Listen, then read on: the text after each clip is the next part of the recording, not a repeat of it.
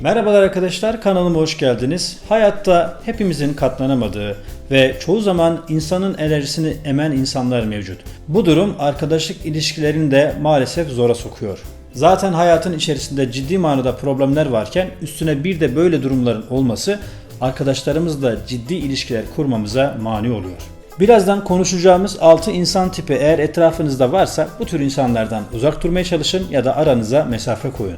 Hazırsanız çayınızı kahvenizi alın, konuşmaya başlayalım.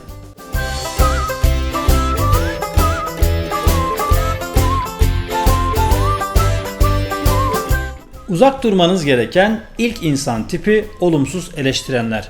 Nasıl hareket ettiğinizi, ne dediğinizi ya da ne yaptığınızı sürekli eleştiren insanlardan uzak durmalısınız.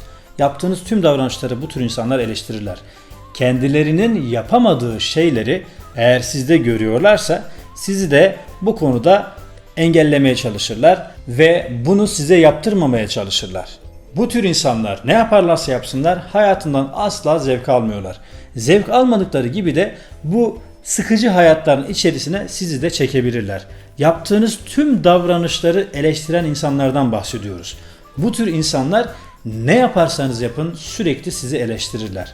Hiçbir zaman sizin yaptığınızdan memnun olmazlar. Çünkü o insanlar kendi yaptıklarından memnun değiller. Bu memnuniyetsizlikleri sizi de etkileyebilir, sizi de bu durumun içine sokabilir.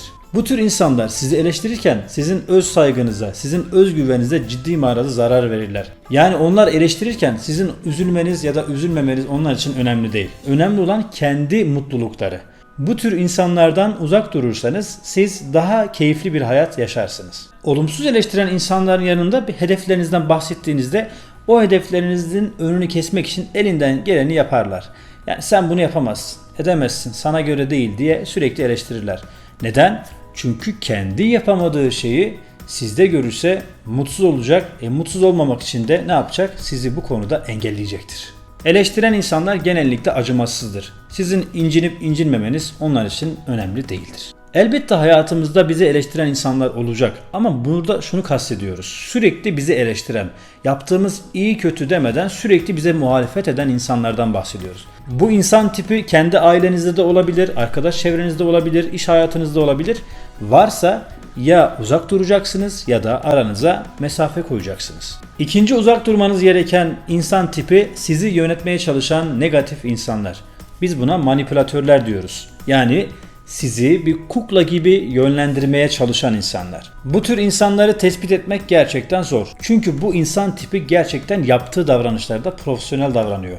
Sizi yönlendirmeye çalışıyor. Size akıl veriyor. Yani şunu söyleyeyim size, bir iş yapacaksınız. Onu şöyle yapma da böyle yap, şunu şöyle yap diye sürekli sizi yönlendirmeye çalışan, sizin aklınızı yok sayan, kendi fikirlerini sürekli ön planda tutan, sizin görüşlerinizi, sizin duygularınızı, düşüncelerinizi önemsemeyen insanlardan bahsediyorum. Biliyorsunuz insanlar baskın karakterli ya da zayıf karakterli olarak dünyaya gelebilirler. Burada şuna dikkat etmeniz gerekiyor. Eğer arkadaş çevrenizde baskın bir karakter değilseniz ve insanlara yok diyemiyorsanız dışarıdaki insanların sizi yönetmesi daha kolay. Size düşüncelerini söyleyen olabilir, tecrübelerini aktarabilir. Bu güzel bir şey. Bunda bir problem yok. Problem şurada. Bütün davranışlarınızı kontrol eden. Ben buna kukla diyorum. Sonuçta kuklayı ne yapıyorlar? Sürekli biri oynatıyor. Bacak hareketleri, ayak hareketleri, kafa hareketleri sürekli onu yönlendiren biri var. Siz hayatınızda sizi kukla gibi yönlendiren insanlardan uzak durmalısınız. Yoksa bir konuda size görüşünü aktaran insanlardan değil. Bu tür insanlara ihtiyacımız var. Benim kastettiğim şey hayatınızın her aşamasına müdahale eden ve sen yapamazsın, sen şöyle yap deyip kendi fikrini size yaptırmaya çalışan insanlardan uzak durmalısınız. Genelde bu tür insanlar iyi niyetle yaptıklarını söylerler ama iyi niyetli değillerdir. Bir kere size saygıları yok bu insanların. Size saygısı olsaydı zaten sizin görüşünüzü de alırdı. Dinlerdi. Hani sen bu konuda ne düşünüyorsun derdi. Evet doğru ya da yanlış diye fikrini söylerdi. Ama kalkıp da hiç sizin düşüncenizi önemsemeyip şunu şöyle yap, bunu böyle yap deyip sizi yönlendirmeye çalışıyorsa bu tür insanlardan uzak durmalı ya da mesafe koymalısınız. Uzak durmanız gereken üçüncü insan tipi yalan söyleyenler. Benim gerçekten önemsediğim bir madde. Bir kere bir insan yalan söylüyorsa o insandan uzak durmalısınız. Sürekli bunu alışkanlık haline getiren insanlardan bahsediyorum. Arkadaşlar zaten yalan söyleyen insanları hayatınızda barındırmamanız gerekiyor. Hakikati gizliyor bir adam. Hakikati, gerçeği gizleyen bir adamdan uzak durmalısınız. Çünkü o insandan her şey beklenir. Bir kere hakikati örten bir adam her şeyi yapmaya, her türlü yanlışı yapmaya meyillidir. İşte bu konuya dikkat etmek gerekiyor. Bizim yakınlaşmamız gereken arkadaş çevresinde aradığımız özellik nedir? Bir kere bize güvenen, bize saygısı olan insanlardır. Şu ana kadar saymış olduğumuz insan tiplerinde bu zaten yok. Sizin de hayatınızda yalan söyleyen insanlar varsa tez vakitte bu tür insanlardan uzaklaşırsanız sizin menfaatinize olacaktır. Gelelim dördüncü uzak durmanız gereken insan tipine, karamsar insanlar. Karamsarlık her durumda oluşabilen bir düşünce yapısıdır sevgili arkadaşlar. Ama her zaman karamsarlık iyi değil. Bir işe girişeceksiniz. Bu tür insanlar sürekli o işin ya da o durumun olumsuz, en kötü senaryosunu düşünürler. Yani hayatta insanın yaptığı her şey olumsuz olacak ya da olumsuz neticelenecek diye bir şey yok. Elbette risk almak gerekiyor bu hayatta. Bu insanlar asla risk almayı sevmezler. Risk almadıkları için de hayatta bir arpa boyu yol alamazlar. Her zaman sizi olası en kötü senaryoya ulaştıracak fikirleri vardır. Siz bu insanları dinlerseniz hiçbir adım atamazsınız. Arkadaşlar hayatta zaten istediğimiz her şey olmayabilir. Risk almadan da olmaz. Giriştiğimiz her işte başarılı olacağız diye bir kaide yok. Elbette kaybedeceğimiz durumlar da olacak. Ama bu bizim ilerlememize mani olmaması gerekiyor. Biz bir işe giriştiğimiz zaman diyelim ki o işte başarısız olduk. Yerimizde sayacak mıyız? Hayır. O işten tecrübe kazandık. Yani ben bu şekilde yaptım, olmadı. Ne yapmam lazım? Yöntemimi değiştirmem lazım. İşte girişeceğim alanı değiştirmem lazım. Farklı bir sektör denemem lazım. Bu şekilde düşünürseniz ilerleyebilirsiniz. Hayatınızda da nasıl düşünürseniz olaylarda genellikle ona göre cereyan ediyor.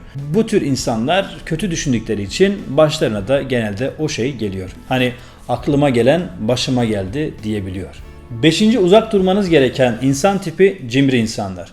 Sürekli başkalarının yardımına ihtiyaç duyan insanlar bunlar. Bu tür insanlar her durumda kendilerinin kar edebileceği olanağı ortaya çıkarmaya çalışırlar. Karşıdaki insan yanlış anlar mı, kırılır mı gibi bu durumlara bakmazlar. Kendi çıkarını düşünen insanları bu kategoriye alabiliriz. Cimri insanlar sizinle dışarı çıkmayı severler. Güzel, geziyorsunuz, eğleniyorsunuz, yemek yiyorsunuz ama iş hesaba geldiği zaman o hesabı ne yapıp edip size ödetmeye çalışırlar. Bu birkaç defa olabilir ama sürekli bunu tekrarlayan bir arkadaşınız varsa unutmayın ki sizden faydalanmaya çalışıyor.